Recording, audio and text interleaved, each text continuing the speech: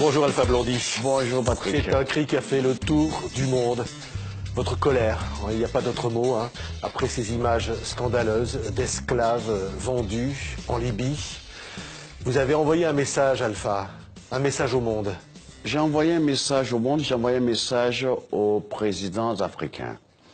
Et j'ai entendu le cri de cœur de mon jeune frère Claudiciard.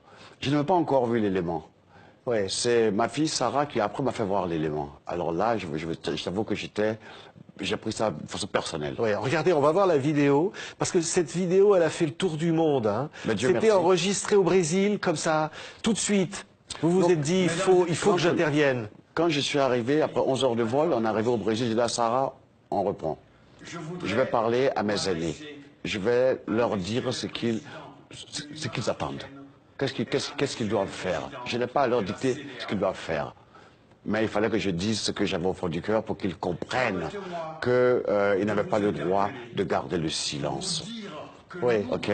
Écoutez, Alpha, écoutez voilà, le message là qui a tellement bouleversé tout le monde. D'accord. Et pour nous protéger, nous sommes surpris et stupéfaits par rapport à votre silence devant cette situation révoltante, humiliante et inacceptable. C'était les mots qu'il fallait employer à ce moment-là, Alpha. C'est ça qu'il fallait dire. Ben parce que c'est ce que cette situation nous inspire. C'était révoltant, humiliant et inacceptable. Et ça l'est encore aujourd'hui. Écoutez, je voudrais, avant de continuer, par rapport à la réaction qu'ils ont eue, je voudrais dire merci à mon aîné, le président Alassane Ouattara, à Macky Sall, au président Biya, parce qu'ils ont tout de suite envoyé des avions aller chercher des migrants. Oui. Ok. Et puis, je crois que d'autres continuent d'envoyer des avions. Ok. Mais ce n'est pas tout.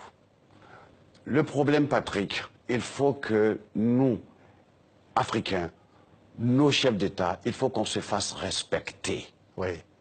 Cette situation d'esclaves... On va revoir les images. Alpha, c'était sur CNN. C'est une journaliste qui a montré ces images qui ont révolté le monde. Des hommes comme des marchandises. Ben, attendez. La presse... J'ai pas envie de parler de la presse française, qui souvent fait des reportages en Afrique. Ok. Mais la Libye, c'est en Afrique. Ok. Ils n'ont pas vu ça. Il fallait que ce soit CNN. Je passe. Mon problème, c'est la preuve que le continent africain, nos représentants, ne sont pas unis. Ils ne sont pas unis. Et il faut qu'ils apprennent à prendre des initiatives. Il ne faut pas qu'ils attendent les ordres qui viennent d'ailleurs. Ils ont des services de renseignement. Qu'est-ce qu'ils font ceux-là? Oui. Là, vous les accusez de ne pas avoir agi. Je déplore leur silence. Je déplore le fait qu'il a fallu que CNN parle. Et même quand nos enfants se noyaient, il a fallu que l'Union européenne, soulève ce sujet-là. Pourtant, ce sont leurs citoyens. C'est leur responsabilité. Et je voudrais dire ceci. Je voudrais dire que faut pas que nos présidents africains aient cette mentalité d'assister. C'est cette mentalité d'assister qui nous met en retard. Il faut qu'ils apprennent à être les vrais représentants de notre souveraineté. Ça veut dire quoi? Ça veut dire que l'Union africaine, sur 100 présidents, peut-être 90 sont des marionnettes. Il faut que ça cesse. Il faut que les présidents qui ont été élus, choisis par le peuple, prennent les devants. Et qu'ils ne suivent pas le mimétisme coupable et complice des marionnettes qui siègent à l'Union africaine. Nous voulons être un peuple respecté. On n'a pas besoin de charité, de mendicité. L'Afrique a tout pour s'en sortir. Ça fait 60 ans qu'on nous promet qu'on nous aide. On ne veut pas de cette sorte d'aide. On n'est pas des mendiants. Oui. On a le pouvoir humain, on a l'énergie de matières premières, on peut s'en sortir. Qu'est-ce que vous pensez, Alpha, du discours du président français Emmanuel Macron à Ouagadougou qui a reconnu d'abord les crimes de la colonisation et qui a appelé finalement à sortir de cette relation-là. Mais écoutez, d'abord, je vais dire à M. Macron qu'on ne l'a pas attendu, lui, pour qu'il vienne nous dire ça. On en est conscient.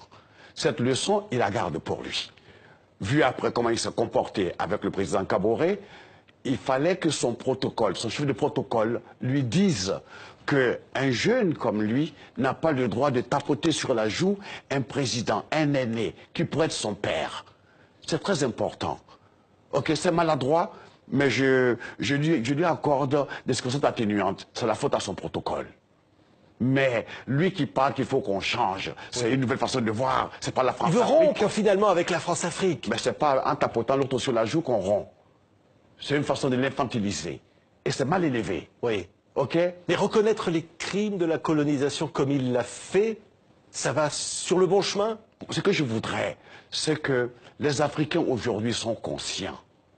Moi, ce que je voudrais dire, que tous les jeunes Africains qui sont dans les grandes universités, qui voient comme ça nos chefs d'État patauger, qu'ils prennent l'exemple d'un pays que je connais, la Côte d'Ivoire, qu'ils fassent entrer des jeunes forces, des jeunes énergies, des cerveaux qui sont ici en Europe, aux États-Unis, en Angleterre, en Allemagne, pour que ceux-là derrière puissent donner des conseils et aider nos présidents à avoir un peu de dignité. Oui. Mais qu'est-ce qu'ils peuvent faire, ces jeunes?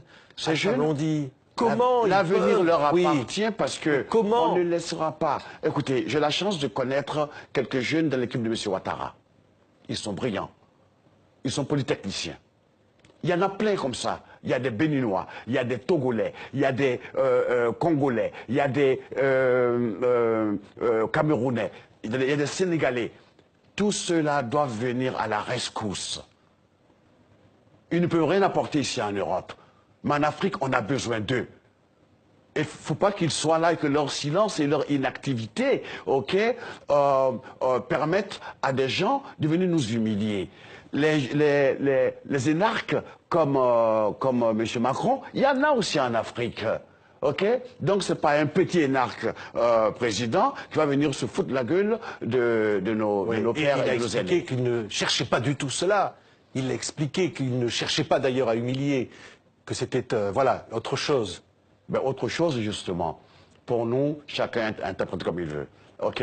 On aime bien Macron, on aime bien sa jeunesse, mais cette maladresse, tu comprends, on l'a pris tous personnellement. Et je souhaiterais que, s'il a l'occasion de réparer, qu'il le fasse, ou que son protocole lui enseigne comment en Afrique on respecte les aînés. Maintenant, je voudrais m'adresser surtout à l'Union africaine. L'histoire de la Libye. Kadhafi, qu'on l'aime, qu'on l'aime pas, était un membre de l'Union africaine. Donc, l'Union africaine ne pouvait pas autoriser, admettre que M. Sarkozy et l'OTAN viennent bombarder, démolir la Libye. C'est inacceptable.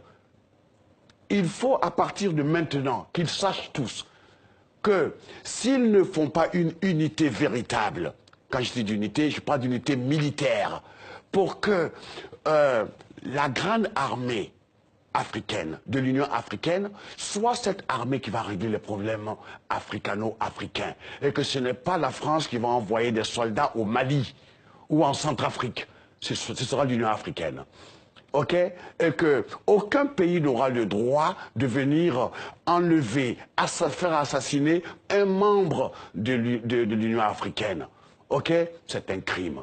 Et ceci étant la genèse, ça a créé cette vente d'esclaves. Ça aussi, c'est de la foutaise. C'est parce que le continent africain, ce colosse, n'a pas encore mesuré son muscle. Il est grand temps que nos présidents prennent conscience de leur force. Nous les critiquons, mais nous savons de quoi ils sont capables. Les moins érudits, pour ne pas dire les plus abrutis, peuvent se faire accompagner par des jeunes cerveaux qui sont dans nos universités. Merci beaucoup. Alpha Blondy pour ce cri du cœur. Merci. Merci de ce témoignage Merci. aujourd'hui. Merci. All right.